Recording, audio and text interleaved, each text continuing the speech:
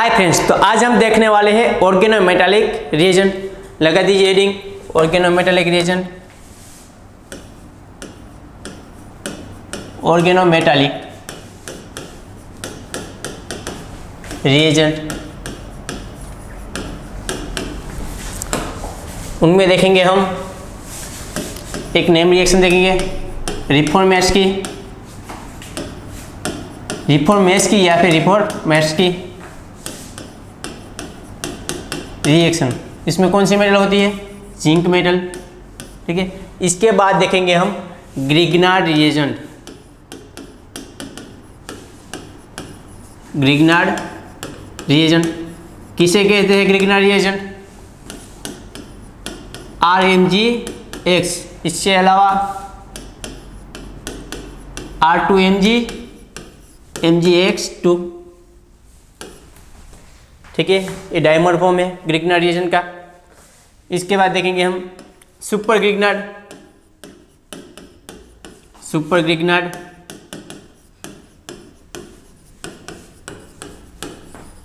किसे कहते हैं? सुपर ग्रिग्नार्ड रिएजेंट RLi, यानी कि अल्काइल लिथियम। जो भी अल्काइल लिथियम ग्रुप है उसे हम कहेंगे सुपर ग्रिग्नार्ड रिएजेंट।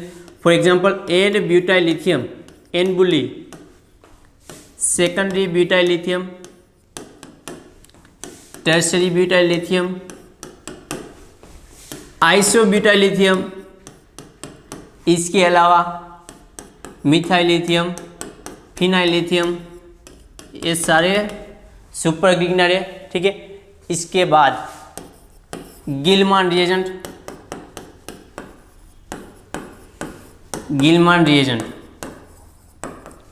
इसमें कॉपर मेटल होती है। किसे कहते हैं गिलमान रिएजेंट? तो देखिए यहाँ पे R2CuLi, इसे कहते हैं गिलमान रिएजेंट। इसके अलावा किस तरीके से लिख सकते हैं इसको? और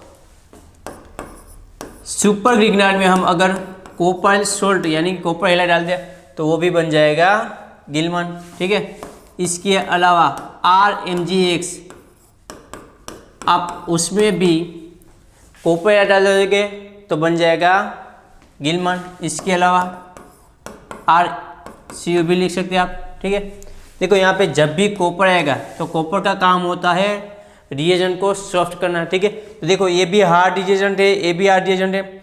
जैसे ही हमने उसमें कॉपर हेलाइड डाला तो सॉफ्ट रिएजेंट बन गया, यानी कि गिलमान। इसके अलावा और कौन कौन हो सकता है? देखो यहाँ पे कई सारे लिस्ट है ना। देखो for example RuCd cadmium, zinc metal R3Al, जितने चाहो इतने लिख सकते हैं। ठीक है, तो ये सारे हैं ऑर्गेनोमेटालिक। ऑर्गेनोमेटालिक किसे बोलते हैं? Metal directly attach with carbon atom, इसे हम बोलेंगे ऑर्गेनोमेटालिक रिएजेंट। ठीक है, तो चलो बात करते हैं पहले रिफॉर्मेट्स के रिएक्शन के बारे में। लिखिए पहला रिफॉर्मेट्स की रिएक्शन।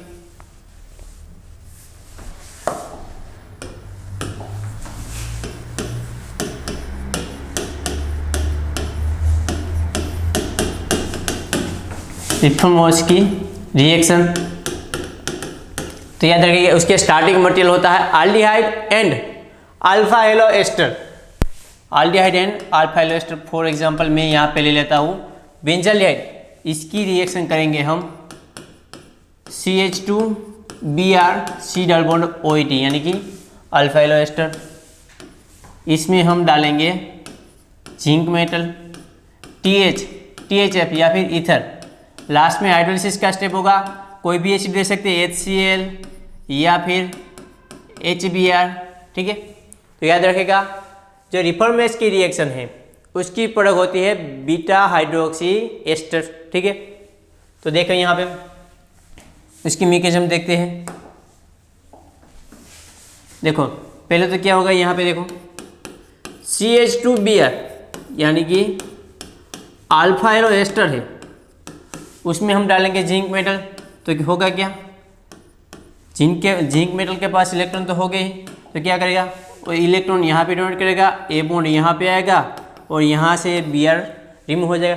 अब देखो यहाँ पे जिंक मेटल ने इलेक्ट्रॉन डोनेट किया, इसलिए यहाँ पे आएगा पॉजिटिव चार्ज। यहाँ से कौन रिमूव हो रहा है? Br minus. तो इसके साथ इंटरेक्शन में हो जाएगा, ठीक है। तो बनेगा कुछ इस तरीके से, देखो यहाँ पे CH2 डबल बॉन्ड, यहाँ पे ऑक्सीजन नेगेटिव, इसके साथ ZnBr पॉजिटिव, इस तरीके से लिख सकते हैं। यहाँ पे है OET, ठीक है। तो ये इन शॉर्ट हमारा जनरेट हो गया है न्यूक्लियोफाइल। हमारे पास सब्सट्रेट तो है ही, देखो यहाँ पे एल्डिहाइड। अब क्या करेगा, ये जो न्यूक्लियोफाइल है वो इस बेंजाल्डिहाइड पे अटैक करेगा। किस तरीके से, देखो यहाँ पे PHC डबल बॉन्ड OH, इसको इस तरीके से लिख सकता हूँ मैं। अब देखो क्या होगा, ये जो नेगेटिव चार्ज है यहाँ पे आएगा, ये पाई बॉन्ड यहाँ आएगा, ये वाला पाई बॉन्ड यहाँ पे आएगा, तो बनेगा कुछ इस तरीके से। देखो यहाँ पे ये pH 80 मेंटेन रहेगा, ये कार्बन इसके साथ हाइड्रोजन, और यहाँ पे आएगा अब O नेगेटिव, ठीक है। अब क्या होगा, जो यहाँ पे ZnBr था वो इसके साथ में आयोनिक पेयर में आ जाएगा, ठीक है। O ZnBr पॉजिटिव, इसके साथ जुड़ जाएगा अब CH2, ये वापस से क्या बन जाएगा, एस्टर। तो मैं इसको इस तरीके से लिखता हूँ, ठीक है, CH2 C double bond OET।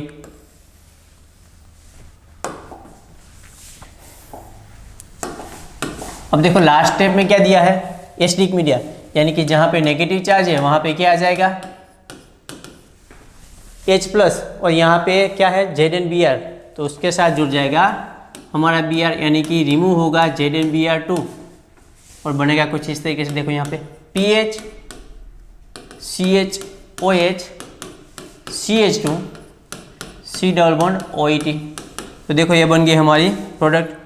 देखो ये जो कार्बोनाइल है उसके अल्फा पोजीशन ये है बीटा, बीटा पोजीशन पे क्या है hydroxy group, beta hydroxy ester. तो याद रखिएगा रिफॉर्मेस की रिएक्शन की प्रोडक्ट होती है बीटा हाइड्रोक्सी एस्टर। इस तरीके से पूछा गया। अगर यहाँ पे साथ में याद रखना, अगर साथ में हीटिंग कंडीशन दे दी है तो क्या होगा, जो बीटा पोजीशन से OH निकलेगा और अल्फा पोजीशन से H। अगर आपको हीटिंग कंडीशन दी गई है तो आप क्या करेंगे, बीटा पोजीशन से OH निकालेंगे और अल्फा पोजीशन H, और दोनों के बीच में डबल बॉन्ड जनरेट हो जाएगा, ठीक है। PHCH double bond CH C double bond OET। खास याद रखना, हीट दी हो तभी आपको वाटर मॉलिक्यूल लीव करना है, अदरवाइज नहीं, ठीक है। तो देखो ये देखिए हमने रिफॉर्मेस की रिएक्शन क्या था, इसका starting material aldehyde and beta halide ester, ठीक है, सॉरी अल्फा हेलो एस्टर। देखो ऐसा ही स्टार्टिंग मटेरियल है लेकिन प्रोडक्ट डिफरेंट आएगी। यहाँ पे हम यूज़ करते हैं जिंक मेटल, लेकिन वहाँ पे हम यूज़ करेंगे बेस। कौन सी नेम रिएक्शन है वो, डार्जन ग्लाइकोसिडिक रिएक्शन। लिखिए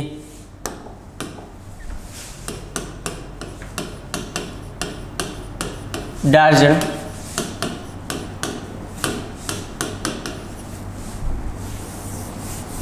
ग्लाइसिडिक एस्टर रिएक्शन। स्टार्टिंग मटेरियल दोनों का सेम होगा, सिर्फ रिएजेंट डिफर लेके, ठीक है। स्टार्टिंग मटेरियल इसमें भी होगा बेंजाल्डिहाइड और alpha halo ester C double bond OET, लेकिन हम इसमें ऐड करेंगे बेस, फॉर एग्जांपल NaOET। तो याद रखना इसकी प्रोडक्ट होगी इपोक्साइड। क्या होगी, इपोक्साइड। तो चलो देखते हैं इसकी मैकेनिज्म। देखो जब भी इसमें हम बेस डालेंगे तो यहाँ पे जो हमारे पास एसिडिक एच है वो तो पहले एक्सट्रैक्ट हो जाएगा, ठीक है।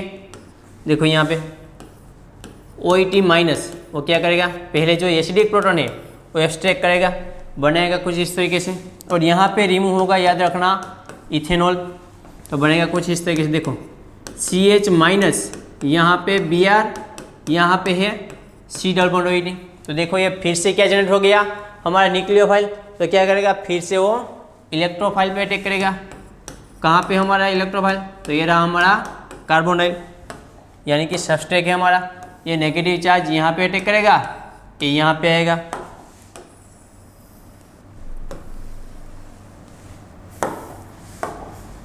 बनेगा कुछ इस तरीके से। देखो यहाँ पे लिखते हैं PH कार्बन, यहाँ पे है ऑक्सीजन, इसके साथ यहाँ पे H है। अब इसके साथ क्या जुड़ गए, यहाँ पे देखो CH, इसके साथ है यहाँ पे Br और C डबल बॉन्ड OH। अब देखो अभी क्या होगा, यहाँ पे है नेगेटिव चार्ज यानी कि न्यूक्लियोफाइल हमारा, और ये देखो यहाँ पे क्या है Br is a good leaving group, तो क्या करेगा वो नेगेटिव चार्ज यहाँ पे अटैक करेगा और इस Br को रिमूव कर देगा। तो आप देख सकते हैं यहाँ पे क्या हुआ, 3 मेंबर रिंग जनरेट हो गई। देखो CH, यहाँ पे ऑक्सीजन, यहाँ पे CH, C double bond OH, तो देखो ये जनरेट हो गया epoxide, C double OH PH, ठीक है। तो देखो स्टार्टिंग मटेरियल दोनों का सेम था, सिर्फ रिएजेंट चेंज किए। बेस यूज करते हैं तो इपोक्साइड जनरेट होगा, अगर हम मेटल यूज करते हैं जिंक मेटल तो क्या होगा, बीटा हाइड्रोक्सी एस्टर प्रोडक्ट मिलेगी, ठीक है। तो देखो ये वाला क्वेश्चन सोल्व कीजिए। कार्बोनिल,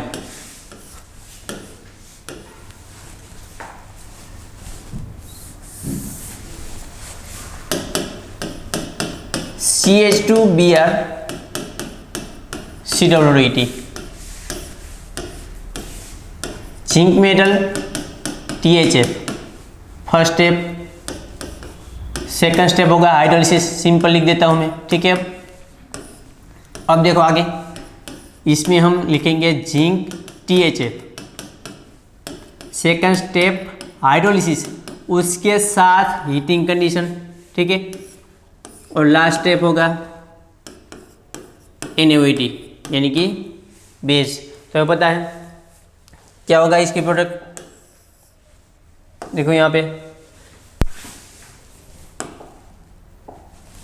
इसकी प्रोडक्ट में क्या पता है, बीटा हाइड्रोक्सी एस्टर। करना क्या है आपको, देखो यहाँ पे करना यही है आपको, सिर्फ यहाँ से आपको रिमूव करना है Br, और ये जो कार्बन है उसको डायरेक्टली अटैच करना है आपको कार्बोनाइल कार्बन के साथ, तो ये आपकी डायरेक्ट प्रोडक्ट होगी, ठीक है। तो देखो इसका आंसर यहाँ पे आप लिख को देना OH, उसके साथ डायरेक्टली किसको अटैच करना है, हाइड्रोजन के साथ जो कार्बन जुड़ा है उसको, ठीक है, CH2 C double bond OH। तो देखो आपकी रिफॉर्मेशन की प्रोडक्ट मिल गई। लेकिन देखो नेक्स्ट में क्या है, यहाँ पे आपको साथ में क्या दिया गया है, हीटिंग कंडीशन। तो आपको क्या करना है, कुछ नहीं करना है, ये जो कार्बोनाइल है इसकी अल्फा पोजीशन ए बीटा, यहाँ पे सिर्फ आपको डबल बॉन्ड ही करना है, प्रोडक्ट एडिटिव आएगी। देखो यहाँ पे double bond C double bond OH, alpha पर से H और यहाँ से OH, यानी कि alpha beta unsaturated ester product मिलेगी। ये देखो डार्जन है तो क्या होगा, इपोक्साइड जनरेट होगा। देखो यहाँ पे इपोक्साइड, यहाँ पे आएगा C डबल बॉन्ड OH, ठीक है। तो ये है आपके आंसर। तो चलो अब स्टार्ट करते हैं सुपर गिग्नाइट के साथ।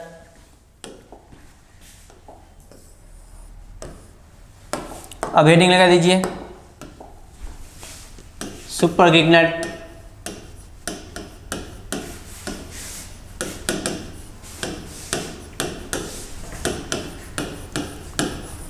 या फिर अल्काइल लिथियम, इन शॉर्ट लिखे तो RLI, ठीक है। कौन से है, n butyl lithium, secondary butyl lithium, tertiary butyl lithium, iso butyl lithium, इसके अलावा methyl lithium, phenyl lithium etcetera, ठीक है।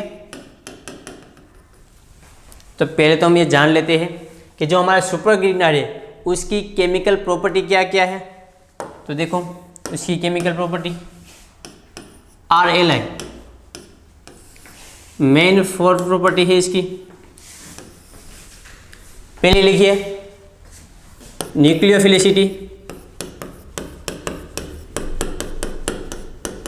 और इसे क्या कहते हैं, लेविस बेसिसिटी।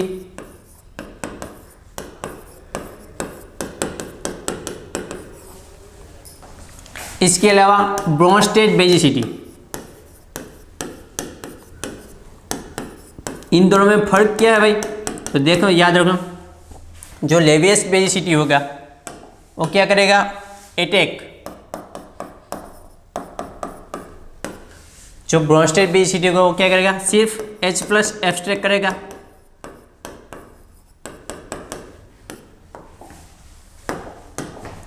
थर्ड वर्क है हेलोजन एक्सचेंज,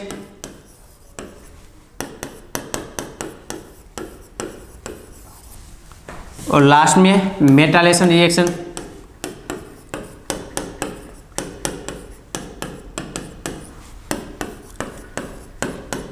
सारी की सारी रिएक्शन आज देखेंगे।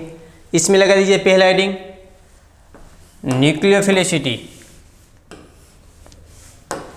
लिखिए पहला।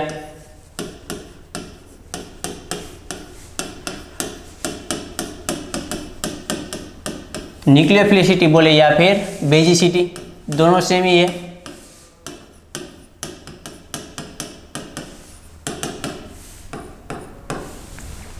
तो चलो पहले देख लेते हैं normal beta lithium, secondary beta lithium, tertiary beta lithium and iso beta lithium. ये जो 4 बीटा लिथियम है, ठीक है, उनमें से सबसे ज़्यादा कौन बेचेगी, या फिर आप इंक्रीजिंग ऑर्डर में लिख दीजिए। तो पहले तो उसका स्ट्रक्चर ड्रॉ कीजिए। नॉर्मल ब्यूटाइल लिथियम, देखो 1 2 3 4, ठीक है, ये है नॉर्मल ब्यूटाइल लिथियम। अब बात करते हैं सेकेंडरी ब्यूटाइल लिथियम की।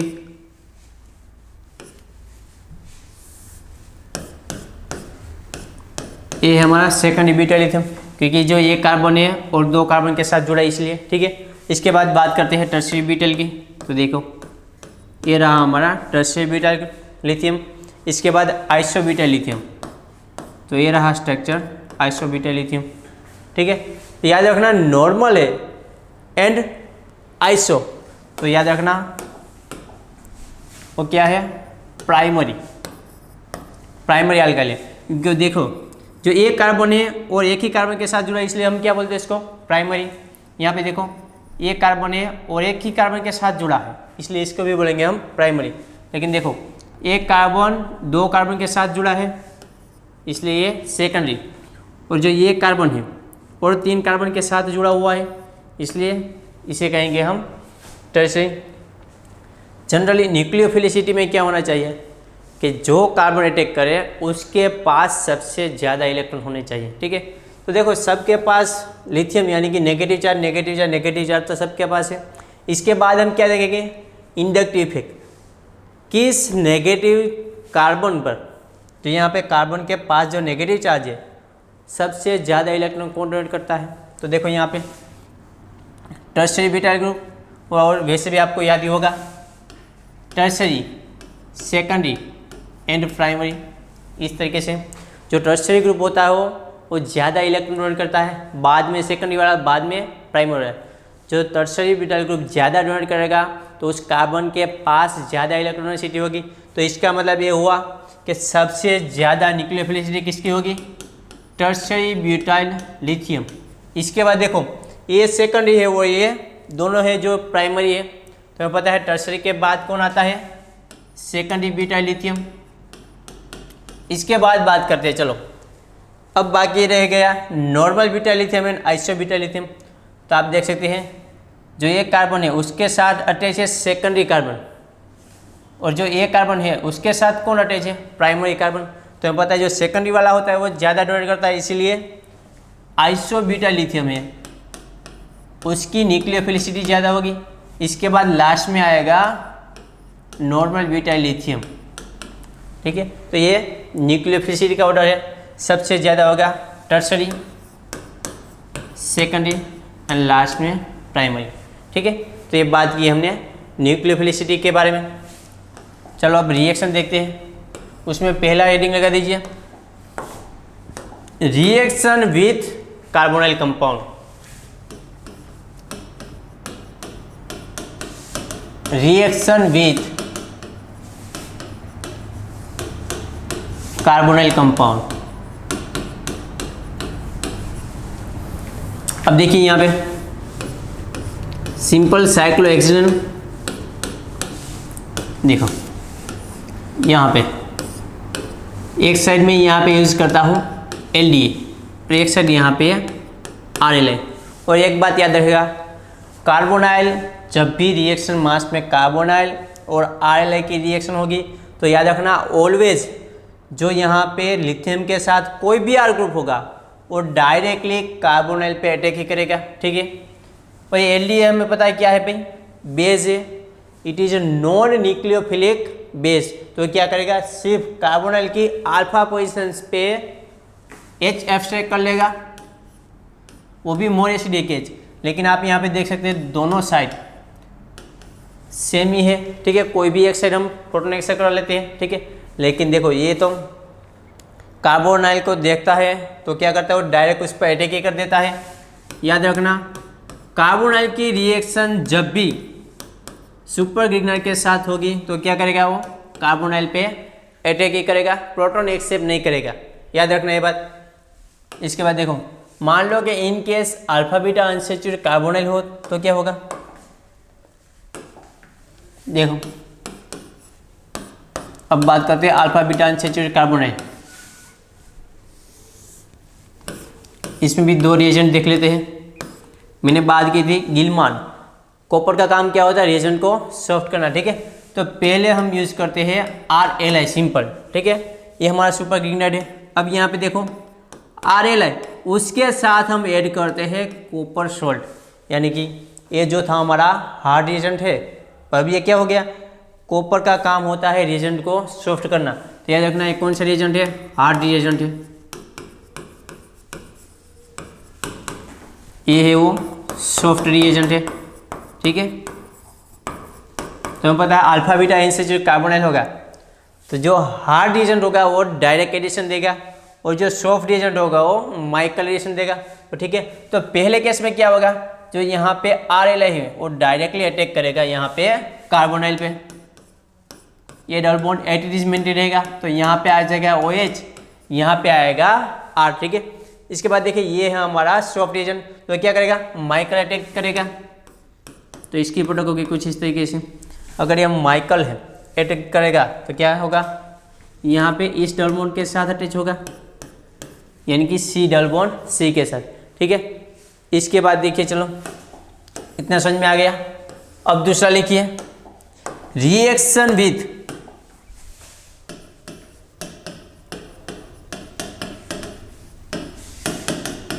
CO2।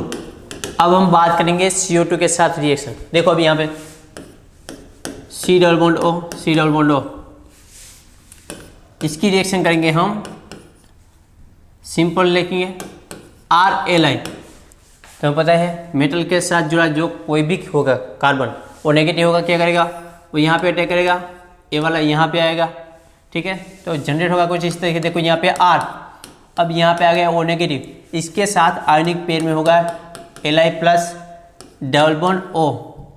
देखो कार्बोजिलेट आयन बन गया ना, कार्बोजिलेट आयन पे अटैक करना इतना ईजी नहीं होता, लेकिन यहाँ पे हमारे पास क्या है सुपर ग्रिग्नाइट है, तो क्या करेगा कार्बोनाइल पे इजीली अटैक कर देगा क्योंकि वो वेरी हार्ड रिएजेंट है। याद रखना RLI, ठीक है। तो फिर से क्या करेगा यहाँ पे अटैक करेगा, ये वाला बॉन्ड यहाँ पे शिफ्ट होगा, बनेगा कुछ इस तरीके से। देखो यहाँ पे RC O negative Li plus, यहाँ पे R O negative Li plus.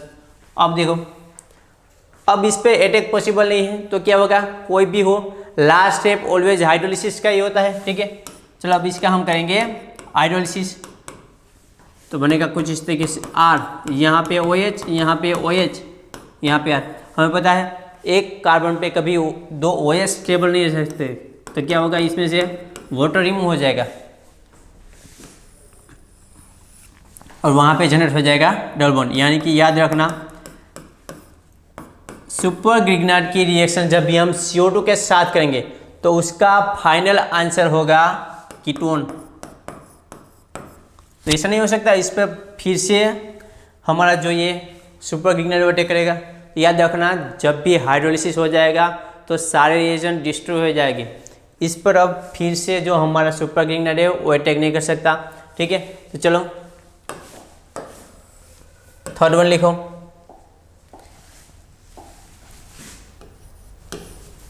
Reaction with acid,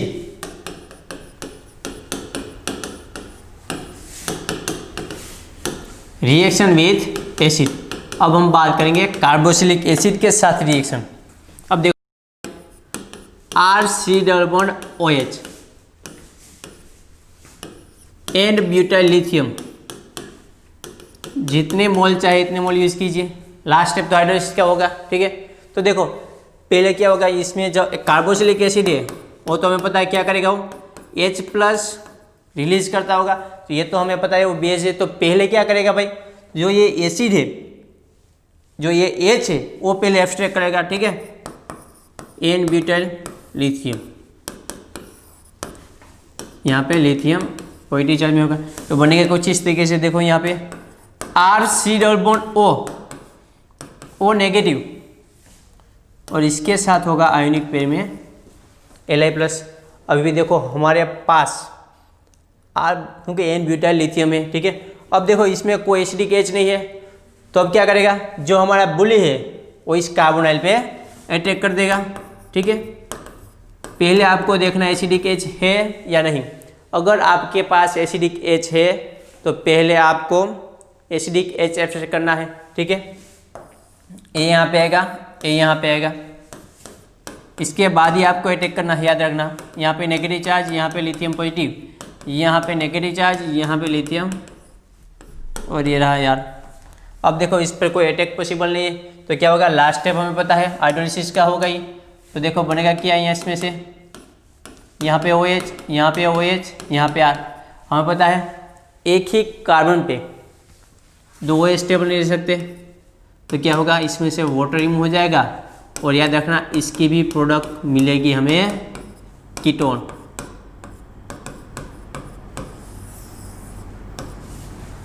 acid के साथ रिएक्शन करवाइए या फिर आप CO2 के साथ रिएक्शन करवाइए, फाइनल प्रोडक्ट आपको मिलेगी कीटोन, ठीक है। तो देखो ये बात की हमने न्यूक्लियोफिलिसिटी के बारे में। चलो अब आगे देखते हैं हम। सेकंड लिखिए,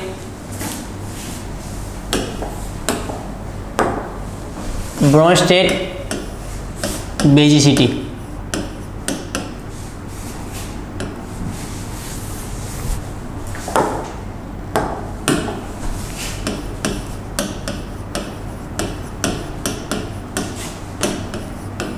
ब्रोंस्टेड बेसिसिटी, तो ये क्या करेगा, सिर्फ H+ एब्स्ट्रैक्ट करेगा, ठीक है। तो चलो देखते हो H+ एब्स्ट्रैक्ट कहाँ पे होगा। सपोज मान लो कि आपके जो सबस्ट्रेट है उसमें sp कार्बन है, sp2 है और sp3 तीनों प्रेजेंट है, तो पहले कहाँ से वो प्रोटॉन एक्सेप्ट करेगा। तो इसका ऑर्डर लिख लीजिए। पहले आप अगर बुली दिया है तो आप पहले प्रोटॉन एब्स्ट्रैक्ट करवाएंगे sp पर से, इसके बाद अगर sp नहीं है तो sp2 पर से, अगर लास्ट में कोई चांस नहीं है फिर sp3।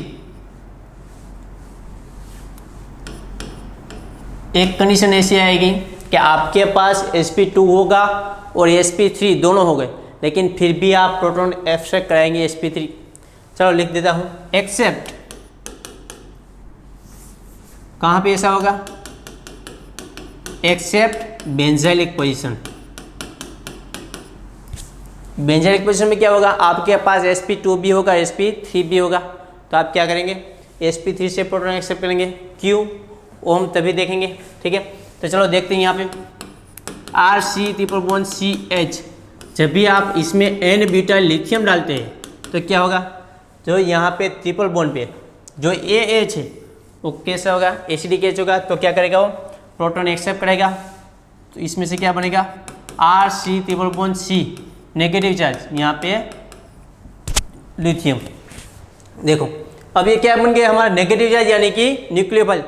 तो क्या करेगा, जो न्यूक्लियोफाइल है और कोई पर भी इलेक्ट्रोफाइल पे अटैक करेगा, ठीक है। वो आगे हम देखेंगे मेटाइलेशन में। अभी हम यहाँ पे सिर्फ इतना ही याद रखेंगे, कहाँ से प्रोटॉन एक्सेप्ट करना है, कौन सा जो प्रोटॉन होता है, हाइड्रोजन होता है, वो मोर एसिडिक होता है, ठीक है। इसके बाद देखिए यहाँ पे RCH, इस तरीके से लिखता हूँ, RCHC, यहाँ पे Br, यहाँ पे Br, ठीक है। इसमें आप लिखिए एंड ब्यूटाइल लिथियम, जितने मोल चाहिए उतने मोल यूज कर लीजिए, ठीक है। तो देखिए अगर पहला मोल आया तो यहाँ पे क्या होगा, जो यहाँ पे डबल बॉन्ड पे जो एसिडिक एच है वो एब्स्ट्रैक्ट करेगा, तो बनेगा कुछ इस तरीके से। देखो यहाँ पे RC, यहाँ पे आ गया नेगेटिव चार्ज, डबल बॉन्ड, यहाँ पे Br, यहाँ पे Br। तो हमें पता है, देखो ये रहा नेगेटिव चार्ज और इसकी अल्फा पोजीशन पे क्या है, लिविंग ग्रुप। तो अब क्या करेगा, नेगेटिव चार्ज यहाँ पे आएगा और लिविंग ग्रुप को लीव कर देंगे। कौन सी मैकेनिज्म हुई है, E1 से भी, ठीक है। तो बनेगा कुछ इस तरीके से। देखो यहाँ पे RC triple bond C Br, ठीक है। तो चलो ऐसे और कई सारे क्वेश्चन देखते हैं हम। एरा देखो यहाँ पे, अब हम बात करेंगे एरोमेटिक में। तो देखो अब यहाँ पे हमारे पास क्या है, फ्यूरान है। अब देखो यहाँ पे तो कितने चार एच है, देखो यहाँ पे H H H H, वो चारों एच है वो डबल बॉन्ड पे है।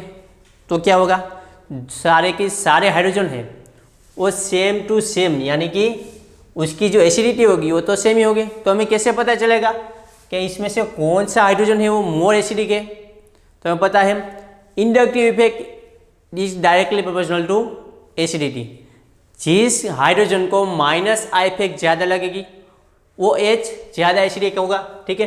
तो हम सिर्फ इतना ही याद रखेंगे, किस हाइड्रोजन को माइनस आई इफेक्ट ज़्यादा लगती है उसे ही हम एब्स्ट्रैक्ट करेंगे, ठीक है। इतना आप देख सकते हैं यहाँ पे क्या है भाई, ऑक्सीजन है। ऑक्सीजन की तो हमें पता है कौन सी इफेक्ट होती है, माइनस आई इफेक्ट। तो आप देख सकते हैं किसे सबसे ज़्यादा माइनस आई इफेक्ट लगती है, देखो यहाँ पे और यहाँ पे, ये दोनों सेम डिस्टेंस पे है, ठीक है। तो दोनों को सब माइनस आई इफेक्ट सेम ही लगती होगी, ठीक है। तो दोनों सेम एसिडिक है, कोई भी एक साइड से आप प्रोटॉन एक्सट्रैक्ट करवा सकते हैं। लेकिन आप देखेंगे इन दोनों एच के बारे में बात करें तो उससे डिस्टेंस में दूर है, तो इसकी एसिडिटी कम होगी, ठीक है। तो याद रखना इन दोनों में से कोई भी एच आप एक्सट्रैक्ट करवा सकते हैं, क्योंकि वो माइनस आई इफेक्ट से माइनस आई इफेक्ट ज़्यादा लगती है इसको, ठीक है। अब देखो यहाँ पे RCA3 यानी कि CH3CA3। तो याद रखना अगर आपके स्टार्टिंग मटेरियल में सिंपल sp3 है तो वहाँ से प्रोटॉन एक्सेप्ट नहीं करेगा। मैंने आपको की थी किस कंडीशन में करेगा। तो देखो अभी यहाँ पे ये बेंजीन रिंग है और यहाँ पे है CA3, तो क्या करेगा, मैंने ऑर्डर लिखवाया था sp sp2 एंड sp3। तो प्रोटॉन कहाँ से एब्स्ट्रैक्ट करवा होगा, यहाँ पे sp2 से ना, लेकिन नहीं, मैंने लिखवाया था एक्सेप्ट एक ऐसी आएगी जहाँ पे sp2 पर से प्रोटॉन नहीं बल्कि sp3 से प्रोटॉन एक्सेप्ट होगा, ठीक है। क्यों, क्योंकि ये बेंजाइलिक है। आपने हाइपर कॉन्जुगेशन नाम तो सुना ही होगा। हाइपर कॉन्जुगेशन में क्या होगा, यहाँ पे जो ये हाइड्रोजन है वो बॉन्ड के इलेक्ट्रॉन यहाँ पे डोनेट करता होगा, ठीक है। तो स्लाइटली कुछ ही समय के लिए यहाँ से रिलीज क्या होता है, H+ तो बनता है, ठीक है। तो जिस टाइम H+ बनेगा उसी टाइम यहाँ पे जो ब्यूटाइल है वो क्या करेगा, उस H को एब्स्ट्रैक्ट करेगा। याद रखना ये कौन सी पोजीशन है, बेंजाइलिक, इसलिए यहाँ से प्रोटॉन एक्सेप्ट करेगा, ठीक है।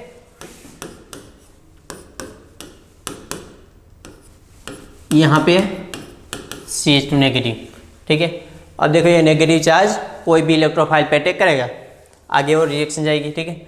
अब देखो यहाँ पे हमें पता है इसके पास लोन पेयर होगी, तो इस ग्रुप की इफेक्ट क्या होगी, +R और -I इफेक्ट। लेकिन हमें पता है यहाँ पे जो हाइड्रोजन होते हैं वो इन प्लेन होते हैं और हमें पता है जो रेजोनेंस होती है आउट ऑफ प्लेन इफेक्ट है। तो याद रखना यहाँ पे कोई भी ग्रुप है हमें सिर्फ इफेक्ट देखनी है -I, यानी कि सिर्फ इंडक्टिव इफेक्ट देखनी है, प्लस इंडक्टिव इफेक्ट हो या फिर माइनस इंडक्टिव इफेक्ट, हमें चेक करना है सिर्फ इंडक्टिव इफेक्ट। अब देखो यहाँ पे 1 2 3 4 5, यहाँ पे 5 हाइड्रोजन है, तो हम देखेंगे इन पांचों में से सबसे ज़्यादा मोर एसिडिक कौन है, ठीक है। तो स्वाभाविक है ना, ये जो ऑक्सीजन है उसकी -I इफेक्ट ज़्यादा लगेगी, वो ज़्यादा एसिडिक होगा। तो आप देख सकते हैं यहाँ पे और यहाँ पे ऑर्थो पोजीशन पे सबसे ज़्यादा -I इफेक्ट लगेगी। इस साइड से प्रोटॉन एक्सेप्ट करवा या फिर इस साइड से, सेम ही है, कोई भी एक साइड से आप प्रोटॉन एक्सेप्ट करवा सकते हैं। OCH3 यहाँ पे नेगेटिव चार्ज, यहाँ पे लिथियम पॉजिटिव, ठीक है। इस तरीके से भी लिख सकते हैं आप। यहाँ पे देखो, यहाँ पे कुछ इस तरीके से OCH3Li, ठीक है। बाद में हम देखेंगे चिलेशन का कॉन्सेप्ट, ठीक है। देखो अब यहाँ पे फ्लोरीन दिया गया है, तो हमें पता है फ्लोरीन की इंडक्टिव इफेक्ट -I, तो जो फ्लोरीन की नज़दीक जो हाइड्रोजन हो गए वो मोर एसिडिक हो गए, तो क्या करेगा, उसकी अल्फा पोजीशन से एक्सेप्टर हो जाएगा, ठीक है। यहाँ पे आएगा नेगेटिव चार्ज। वो बाद में देखेंगे बाद में क्या रिएक्शन होती है, ठीक है। यहाँ पे सिर्फ आपको देखना है कहाँ से प्रोटॉन एक्सेप्ट होता है, ठीक है। अब देखो यहाँ पे बेंजीन के साथ डायरेक्टली अटैच क्या है भाई, CO यानी कि कार्बोनाइल, उसकी इफेक्ट क्या होती है, -I इफेक्ट। हमें पता है -I इफेक्ट सबसे ज़्यादा क्या कहाँ पे होती है, ऑर्थो पोजिशन पे, ठीक है। तो आप ऑर्थो पोजिशन से प्रोटॉन एक्सेप्ट करा लीजिए, यानी कि यहाँ पे नेगेटिव चार्ज, ठीक है। अब देखो यहाँ पे अब आए हेटेरोसाइक्लिक कंपाउंड, तो हमें पता है सभी जगह पे H होगा, लेकिन नाइट्रोजन की जो -I इफेक्ट होती है वो इन दोनों H को सबसे ज़्यादा लगती है, इसलिए इन दोनों में से कोई भी H एक्सेप्ट करवा सकते हैं आप। यहाँ पे नेगेटिव चार्ज, तो आप यहाँ पे देखेंगे यहाँ पे 3 H है, यहाँ पे H है, यहाँ पे H है और यहाँ पे H है। ऑक्सीजन की कौन सी इफेक्ट होती है, -I इफेक्ट, इसकी भी -I इफेक्ट। तो ध्यान से देखेंगे आप, इस हाइड्रोजन को डायरेक्टली ऑक्सीजन की -I इफेक्ट लगती है। इसकी बात करें तो डायरेक्टली नाइट्रोजन की -I इफेक्ट लगती है, लेकिन इस हाइड्रोजन की बात करें तो डायरेक्टली ऑक्सीजन की भी -I इफेक्ट और यहाँ पे नाइट्रोजन की भी -I इफेक्ट। इसका मतलब ये हुआ कि जो बीच वाला हाइड्रोजन है उसे सबसे ज़्यादा -I इफेक्ट लगती है, यानी कि वो सबसे ज़्यादा एसिडिक होगा। तो क्या होगा, यहाँ से प्रोटॉन एक्सेप्ट हो जाएगा, यहाँ पे आएगा नेगेटिव चार्ज, ठीक है। ये देखना है, बहुत ही IMP क्वेश्चन है। ऐसे टाइप के अगर हो, हीट्रो एटम हो, एक पोजीशन छोड़ के डायरेक्टली फिर से ऐसा कोई ग्रुप हो इस कार्बन के साथ डायरेक्टली अटैच एटम के पास लोन पेयर हो, तब कहाँ से प्रोटॉन एक्सेप्ट करवाना है। तो देखिए यहाँ पे, तो याद रखना, एक क्वेश्चन में यहाँ से फिर से लिखता हूँ। देखो यहाँ पे नाइट्रोजन, यहाँ पे ऑक्सीजन, मिथाइल। तो आप देखिए यहाँ पे देखेंगे तो यहाँ पर भी H है, यहाँ पर भी H है और यहाँ पर भी H है और यहाँ पर भी H है। तो आपको पता ही होगा इसकी भी -I इफेक्ट, इसकी भी -I इफेक्ट। तो हमें पता होगा कि इस हाइड्रोजन है, जो ये हाइड्रोजन वो मोर एसिडिक H होगा। तो हम क्या करते हैं, स्पीड में यहाँ से प्रोटॉन एक्सेप्ट करवा लेते हैं, ठीक है, और यहाँ पे जनरेट कर देंगे नेगेटिव चार्ज। इस टाइप के क्वेश्चन नेट में पूछे गए हैं, ठीक है। अब क्या होगा, यहाँ पे नेगेटिव चार्ज है, तो एग्जाम में क्या होगा, इसके आगे कोई भी इलेक्ट्रोफाइल आपको दिया होगा, तो जहाँ पे नेगेटिव चार्ज होता है वहाँ पे हम क्या करेंगे, अटैच इलेक्ट्रोफाइल। तो याद रखना, अगर आपने यहाँ से प्रोटॉन एक्सेप्ट किया तो आपका गलत है। क्यों भाई ऐसा, वो मैं बाद में बताऊंगा। तो देखो यहाँ से प्रोटॉन एक्सेप्ट नहीं हो सकता, तो क्या होगा, यहाँ पर प्रोटॉन एक्सेप्ट करवा दीजिए, कोई दिक्कत नहीं है, ठीक है। यहाँ पे नाइट्रोजन, यहाँ पे नेगेटिव चार्ज और यहाँ पे OMe। अब देखो ऐसा क्यों हो रहा है, तो आप देखेंगे इस ऑक्सीजन की बात करें, यहाँ पे Me है, ठीक है। देखो ऑक्सीजन, यहाँ पे मिथाइल है, ठीक है। ये हमारे पास क्या है, pyridine है, ठीक है। इसके पास लोन पेयर होगी और इसके पास, क्योंकि ये देखो sp3 हाइब्रिडाइजेशन है, तो ये V शेप में इस टाइप से लोन पेयर होगी। अगर मान लो आपने यहाँ से प्रोटॉन एक्सेप्ट करवाया है, तो क्या होगा, इन दोनों के बीच में रिपल्जन होगा। याद रखना, यहाँ पे क्या हो रहा है, रिपल्जन हो रहा है, इसीलिए यहाँ से प्रोटॉन एक्सेप्ट नहीं होगा। यहाँ पे जो प्रोटॉन है वो सबसे ज़्यादा एसिडिक है, लेकिन फिर भी यहाँ से प्रोटॉन एक्सेप्ट नहीं होगा, क्योंकि यहाँ पे इन दोनों का रिपल्जन होता है। ठीक है, इसलिए हम यहाँ से प्रोटॉन एक्सट्रैक्ट करवाते हैं, याद रखना। तो ये थी ब्रोंस्टेड। अब हम देखेंगे मेटालेशन रिएक्शन। मेटालेशन रिएक्शन यानी कि जो ये स्टेप जनरेट हुआ ना, जो ये इसमें फाइनल प्रोडक्ट मिली, आगे क्या करेंगे, उसके साथ हम इलेक्ट्रोफाइल अटैच करेंगे, उसे हम कहेंगे मेटालेशन रिएक्शन। ठीक है, तो हेडिंग लगा दीजिए मेटालेशन रिएक्शन। उसमें देखते हैं, चलो 3rd नंबर,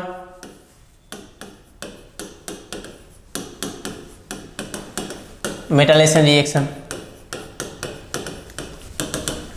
देखो पहले हमने क्या देखा था, RC3CH पहले स्टेप में होगा यहाँ पे N बीटा लिथियम, तो ये है ब्रोंस्टेड बेसिसिटी। ठीक है, कितना। सेकंड स्टेप यहाँ पे मैं कोई भी इलेक्ट्रोफाइल अटैच कर देता हूँ। ठीक है, तो देखो हमें पता है जो N बीटा लिथियम है, इसमें से जो मोर एसिडिक एच है वो एक्सट्रैक्ट करेगा पहले तो। ठीक है, तो मैं डायरेक्ट लिख देता हूँ C1C। यहाँ पे आ गया अब नेगेटिव चार्ज, ये हमारा बन गया न्यूक्लियोफाइल। अब आपको दिया है इलेक्ट्रोफाइल, आपको यहाँ पे कोई भी इलेक्ट्रोफाइल दे सकते हैं। ठीक है, तो अब क्या होगा, ये जो नेगेटिव चार्ज है वो इलेक्ट्रोफाइल पे अटैक करेगा, बनेगा कुछ इस तरीके से यहाँ RC3C इलेक्ट्रोफाइल। इसका मतलब ये हुआ जो मोर एसिडिक एच होगा वहीं पे इलेक्ट्रोफाइल अटैच होगा। ठीक है, देखो फॉर एग्जांपल ये जो जनरेट हुआ ना RC3C, आपको करना क्या है, जहाँ पे मोर एसिडिक एच होगा, इस टाइप के अगर क्वेश्चन दिए हैं तो जहाँ पे मोर एसिडिक एच होगा वहीं पे आपको डायरेक्टली इलेक्ट्रोफाइल अटैच करना है। ठीक है, तो देखो मैं अब यहाँ पे इलेक्ट्रोफाइल लिखता हूँ। यहाँ पे electrophile as H plus as CO2 then H3O plus DMF लिखो या फिर DMF POCl3, दोनों से याद रखना CHO ग्रुप ही लगता है। इसके बाद देखिए लास्ट में CH3COCl, तो देखो इसकी प्रोडक्ट क्या होगी, यहाँ पे इलेक्ट्रोफाइल है H, तो इसकी प्रोडक्ट होगी C1CH, यहाँ पे CO2, तो याद रखना क्या होगा C1COH, यानी कि CO2 तो लग गया, उसके साथ देन है हाइड्रोलिसिस। देखो यहाँ पे C1CCHO, याद रखना DMF हो या फिर DMF प्लस POCl3 हो, उसमें से जनरेट होता है CHO। इसमें तो हमें पता है ये हमारा लिविंग ग्रुप है, क्या करेगा, नेगेटिव चार्ज कार्बन पे अटैक करेगा, इस Cl को रिमूव कर देगा, तो जनरेट होगा C3C, यहाँ पे C⋅O CH3। ठीक है, तो बस ऐसे ही आपको क्वेश्चन सोल्व करने हैं। ठीक है, देखो अब यहाँ पे ये रहे क्वेश्चन।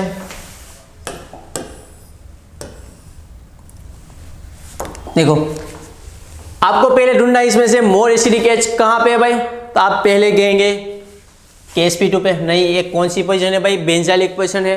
तो मैंने आपको बताया था कि बेंजालिक पोजीशन से पहले प्रोटॉन एक्सेप्ट करेगा, यानी कि फर्स्ट स्टेप में क्या होगा, यहाँ पे जो मिथाइल ग्रुप है वहाँ पे प्रोटॉन एक्सेप्ट हो जाएगा, यानी कि जनरेट होगा कुछ इस तरीके से।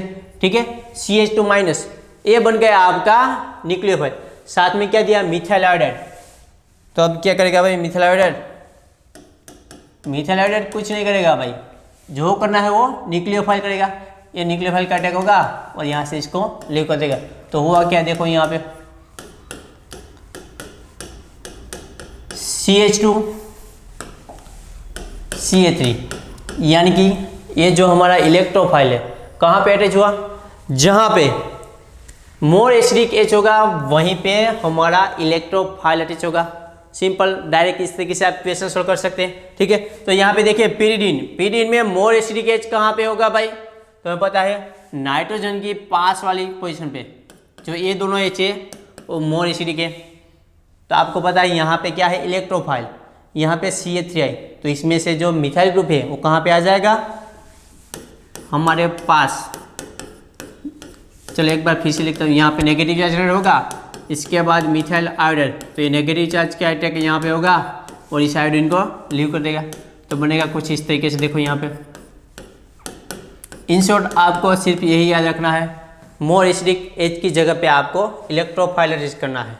देखो ये जो मैंने करवाया था IMP क्वेश्चन, ठीक है, तो क्या आप क्या सोचेंगे, अभी यहाँ पे मोर लीकेज है, वो बात तो सही है, लेकिन यहाँ से प्रोटॉन एक्सेप्ट नहीं करेगा ड्यू टू यहाँ पे जो लोन पेयर होगी और यहाँ पे जो नेगेटिव चार्ज होगा, इन दोनों के बीच में क्या होगा, रिपल्शन होगा, ठीक है। इसलिए कहाँ से प्रोटॉन एक्सेप्ट करेगा, यहाँ पे नाइट्रोजन की सामने वाली पोजीशन पे। और इलेक्ट्रोफाइल कौन सा दिया आपको, वो देखिए DMF प्लस POCl3। हमें पता याद रखना DMF प्लस POCl3 से कौन सा ग्रुप जनरेट होता है, CHO। तो बस इतना समझ में आ गया। तो जहाँ पे नेगेटिव चार्ज है वहाँ पे लगा दीजिए आप CHO, ठीक है। तो देखो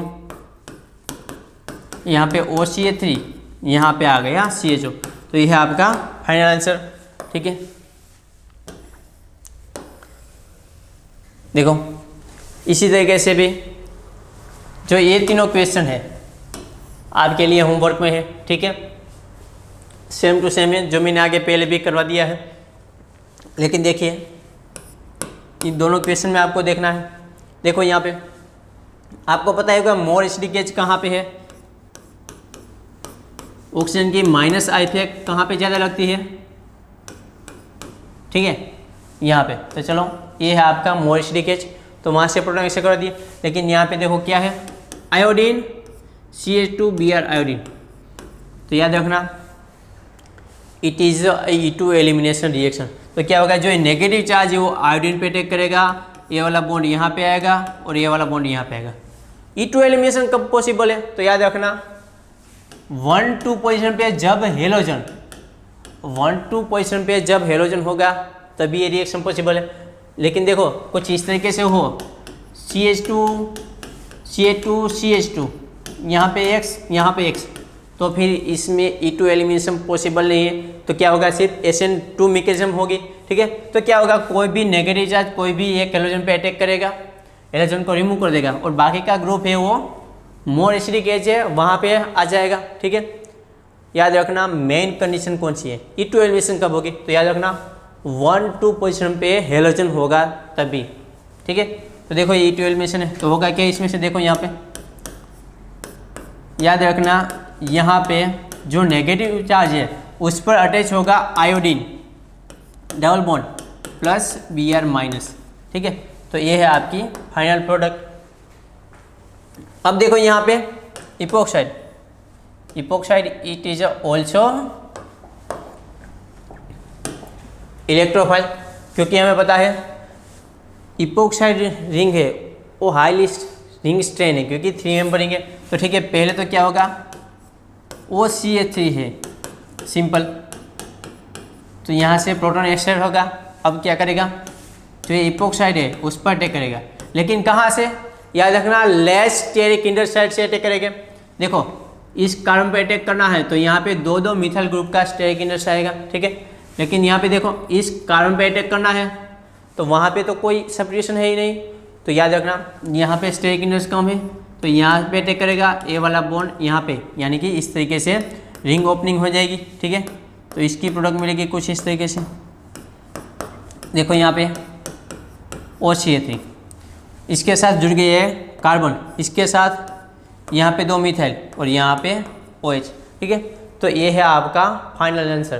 तो ये थी मेटालेशन रिएक्शन। अब चलो आगे देखते हैं हेलोजन एक्सचेंज। 4th नंबर,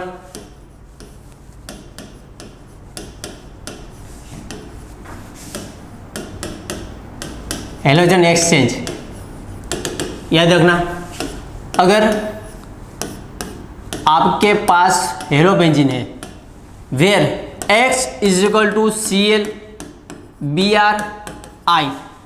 उसमें आप एंड बीटा लिथियम डालेंगे तो क्या होगा, जहाँ पे हेलोजन है ना वहाँ पे लिथियम आ जाएगा। क्या भाई, हेलोजन की जगह पे लिथियम, इसको इस तरीके से भी लिखा होगा,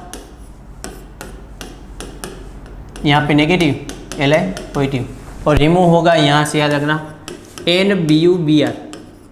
तो आप सॉरी X यहाँ पे, तो आप ये सोचेंगे भाई ये F में क्यों लागू नहीं पड़ता, F में क्यों नहीं होता, तो याद रखना फर्स्ट थिंग कि जो कार्बन है उसकी 2p ऑर्बिटल होती है और फ्लोरीन उसकी भी 2p ऑर्बिटल होती है। तो तो याद रखना उन दोनों के बीच में इंटरेक्शन ज़्यादा होता है, ओवरलैपिंग ज़्यादा होता है, तो ज़्यादा स्ट्रॉन्ग बॉन्ड होता है, इसलिए वो इस तरीके से उसमें हेलोजन को रिमूव नहीं कर सकता। ठीक है, अगर मान लो आपको कुछ इस तरीके से दिया गया है, फिर भी हेलोजन फ्लोरीन रिमूव होगा, लेकिन किस तरीके से, तो देखो ये जो है वो डायरेक्ट हेलोजन एक्सचेंज नहीं कर सकता।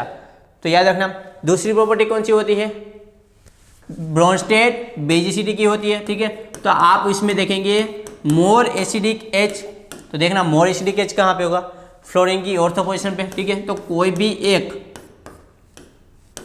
ऑर्थो पोजीशन से आप प्रोटॉन ऐसे कर देंगे, इस बार इस साइड से प्रोटॉन ऐसे करेंगे, अब क्या होगा, तो अब होगा इसमें इवन सी बी मैकेनिज्म। तो किस तरीके से होगा, देखो यहाँ पे ये जो नेगेटिव चार्ज है वो यहाँ पे आएगा और इस फ्लोरीन को रिमूव कर देंगे। देखो यहाँ पे फ्लोरीन इस तरीके से रिमूव होगा। ठीक है, it is a benzene mechanism. ठीक है, इसे हम कहते हैं बेंजाइन। देखो ये हो गया बेंजाइन। ठीक है, तो चलो अब तक आपने क्या देखा सुपर ग्रिग्नार्ड में, बेसिसिटी या फिर आप कहें न्यूक्लियोफिलिसिटी। ठीक है, इसके बाद हमने देखा ब्रोंस्टेड बेसिसिटी, कौन सा एच एब्स्ट्रैक्ट करना है, तो याद रखना सुपर ग्रिग्नार्ड के लिए ऑर्डर एक बार मैं फिर से लिख देता हूँ, sp sp2 एंड sp3। यहाँ पे जो sp3 याद रखना बेंजाइलिक पोजीशन होगी, तो पहले वहाँ से प्रोटॉन एक्सचेंज करेगा, ना कि sp2 पोजीशन से। ठीक है, इसके बाद देखिए मेटाइलेशन, जहाँ पे आपने प्रोटॉन एक्सचेंज करवाया था उसी वहाँ पे आपने इलेक्ट्रोफाइल लगाया, वो थी मेटाइलेशन। इसके बाद देखा हेलोजन एक्सचेंज, किस में हेलोजन एक्सचेंज होता है, देखो यहाँ पे हेलोजन था बेंजीन के साथ और यहाँ पे कहाँ पे चला गया, एन ब्यूटाइल के साथ, तो एक्सचेंज हो गया ना। लिथियम यहाँ पे था तो अब इसके साथ चला गया है। ठीक है, तो इसे कहते हैं हेलोजन एक्सचेंज, लेकिन वो फ्लोरीन में नहीं होता है। तो देखो फ्लोरीन में क्या होगा, तो मोर एसिडिक एच है वो एब्स्ट्रैक्ट हो जाएगा, बाद में इवन सी बी मैकेनिज्म, तो नेगेटिव चार्ज यहाँ पे आएगा, फ्लोरीन लीव हो जाएगा और लास्ट में जनरेट होगा बेंजाइन। ठीक है, तो ये केमिकल प्रॉपर्टी थी सुपर ग्रिग्नार्ड की। ठीक है, अब देखते हैं एग्जाम में किस तरीके के क्वेश्चन पूछे गए हैं, तो चलो देखते हैं नेट के क्वेश्चन।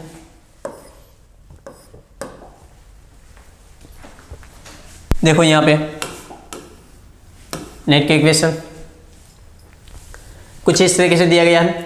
यहाँ पे क्या दिया है, सेकेंडरी ब्यूटाइल लिथियम, यानी कि है तो क्या वो सुपर ग्रिग्नार्ड है ना, और इसके साथ दिया मिथाइड। तो आपको सिर्फ ढूंढना क्या है भाई, मोर एसिडिक एच ढूंढना है ना। देखो बेंजीन रिंग के साथ यहाँ पे क्या है, डायरेक्टली अटैच कार्बोनाइल, तो उसकी ऑर्थो पोजीशन पे जो एच हो गए वो मोर एसिडिक एच हो गए। तो याद रखना कार्बोनाइल की ऑर्थो पोजीशन पे क्या आएगा, मिथाइल ग्रुप। तो देखो पहले ऑप्शन में क्या किया है उसने, नाइट्रोजन की जो है पास वाली पोजीशन है यानी कि अल्फा पोजीशन, वहाँ पे मिथाइल ग्रुप अटैच किया है, तो ये ऑप्शन आपका गलत हो गया। ठीक है, देखो यहाँ पे क्या किया, कार्बोनाइल की अल्फा पोजीशन पे मिथाइल ग्रुप अटैच किया, तो ये आपका सही आंसर है। ये दोनों तो गलत हो गए। ठीक है, क्योंकि इसमें चारों में से सिर्फ एक ही क्वेश्चन सही होता है, आंसर सही, ऑप्शन सही होता है। ठीक है, अब देखो यहाँ पे, अब देखो यहाँ पे मैंने आपको बताया था ना, यही वाला है। देखो यहाँ पे OCA3 था, लेकिन उसकी जगह पे क्या आ गया, Ca2OCA3, ये तो वही ना। देखो इसके पास मैंने क्या कहा था, डायरेक्टली अटैच किया है भाई लोन पेयर, इस एटम के पास डायरेक्टली अटैच लोन पेयर होगी, तो याद रखना जो ये हीट्रो एटम है और ये वाला हीट्रो एटम, इन दोनों के बीच में से कभी भी प्रोटॉन एब्स्ट्रैक्ट नहीं होगा। ठीक है, ये याद रखना। तो देखो यहाँ पे क्या है भाई, CH3, यहाँ पे Cl, यहाँ पे आयोडीन, यानी कि 1-2 पोजीशन पे क्या है, हेलोजन है। तो याद रखना यहाँ पे कौन सी मैकेनिज्म ऑपरेट होगी, E2 एलिमिनेशन। तो चलो वो तो हमें पता है, लेकिन याद रखना Cl और आयोडीन है, तो जिसकी साइज ज़्यादा होगी उस पर अटैक करेगा, यानी कि हमें ऑप्शन में I वाला है वही ऑप्शन सही होगा, Cl वाला गलत हो जाएगा। ठीक है, तो पहले दो ऑप्शन तो निकल गए। इसके बाद देखो यहाँ पे 3rd नंबर और 4th नंबर, तो ऐसे में बताया था कि मोर एसिडिक एच यहाँ पे होता है, तो राइट आंसर 3rd वन है। ठीक है, इसके बाद देखिए यहाँ पे नेक्स्ट क्वेश्चन, अब देखो यहाँ पे सेम क्वेश्चन है ना। अब क्या दे दिया इसने, स्टार्टिंग मटेरियल दे दिया, प्रोडक्ट दे दिया। अब आपको बताना है रिएजेंट कौन सा यूज करेंगे, ठीक है। देखो जब भी आप I2 and HNO3 उसको मिक्स करेंगे तो इसमें से बनेगा HiO3। ये हमें पता है, ये जो है वो ग्लाइकोलिक बॉन्ड क्लीवेज के लिए यूज होता है, ठीक है। तो ये ऑप्शन तो आपका गलत हो गया, ठीक है। तो चलो अब देखते हैं, ये जो NO80 है, क्या है भाई NO80, वो sp2 से प्रोटॉन एक्सेप्ट नहीं कर सकता, ठीक है, इसलिए ये भी ऑप्शन गलत हो गया।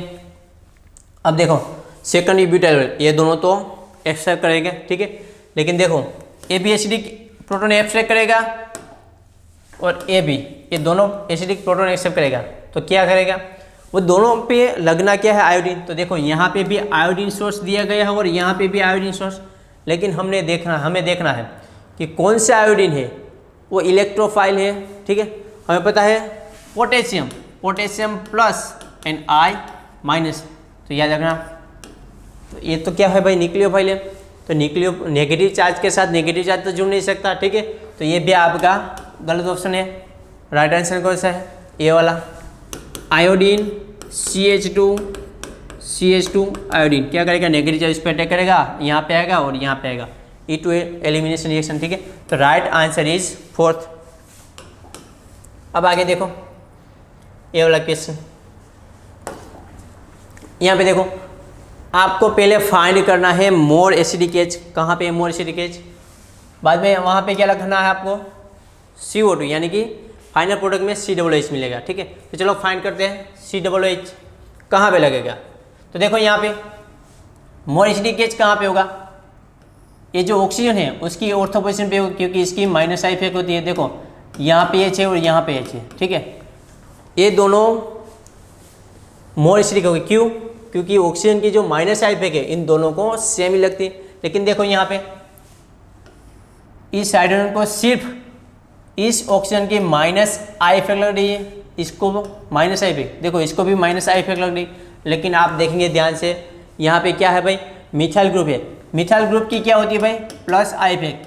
तो देखना जितना ये जो ऑक्सीजन है उसको एसिडिक कर रहा है, तो इसको ये प्लस आई से क्या कर रहा है, न्यूट्रल कर रहा है। तो याद रखना इसको माइनस आई इफेक्ट एक as well as plus I effect दोनों लगे, यानी कि नाबूद हो गई, ठीक है। लेकिन देखो यहाँ पे माइनस आई इफेक्ट, इस हाइड्रोजन को सिर्फ माइनस आई इफेक्ट लग रही है, इसलिए जो यहाँ पे H होगा वो मोर एसिडिक H होगा, यहाँ पे OCH2OCH3, यहाँ पे CH3। तो आपको देखना क्या है, यहाँ पे ऑक्सीजन की ऑर्थो पोजीशन पे COOH होना चाहिए। देखो यहाँ पे मेटा पोजीशन पे, ये भी गलत हो गया। ये कहाँ पे लगा दिया भाई इसने, पेरा पोजीशन पे, ये भी गलत हो गया। देखो ये रहा आपका सही आंसर। इसमें क्या किया, जो ए वाला H है इसकी कंपेरिजन में लेस एसिडिक है, ठीक है। तो ये भी आपका ऑप्शन गलत हो गया, ठीक है। तो ये बात की हमने सुपर गिग्नाइट के बारे में।